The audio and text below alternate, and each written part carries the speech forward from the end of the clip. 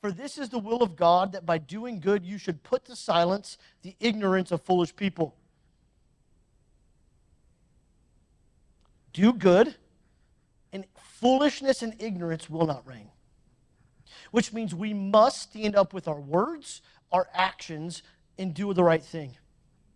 We must live as people who are free, not using your freedom as a cover-up for evil, but living as servants of God.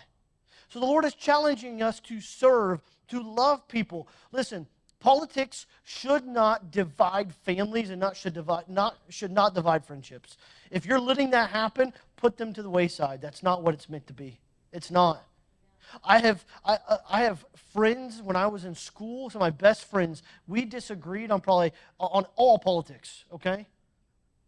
But we were friends. We loved each other. And I want to challenge you that you should have family members you can disagree and still love people. So this whole political divide, you see different questions where people are like, well, politics are just, they're divisive, so I won't touch it. I'm sorry, that's not the right way to do it. You must touch it, but you cannot let it divide you. You know what I've learned is I've had some of my most some of the best ways that I've changed my mind is to have discourse with people I disagree with. Discourse, not arguments.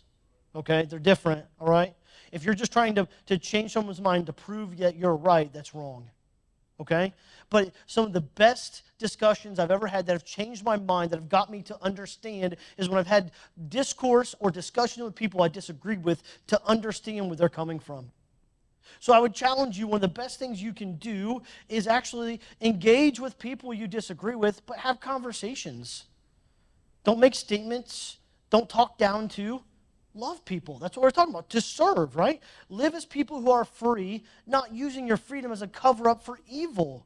This is done on purpose. 1 Peter is talking about this on purpose, is that we then must use our freedom to be honest with others, to stand up for righteousness. When you see wrong happening, stand up for righteousness. Speak up against it. I can tell you that there are many things that politically we need to be ready to engage with. And that's what this is doing today. I know, like I said, I know this may not be a popular topic, but I want you to understand as Christians, we must engage culture and we must engage politics this way. This is on purpose, right? Tuesday is the election, right? This sermon is here. This is on purpose, right? I didn't plan on doing this today, but I know that how the Holy Spirit set up the month of November, that this is what we're hitting, right? Culture. And so, live as people who are free. Honor everyone. Love the brotherhood. Fear God. Honor the emperor.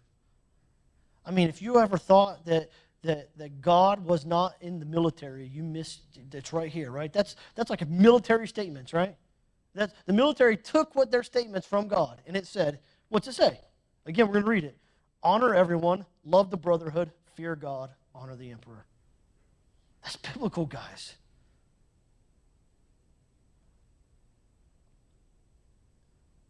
Until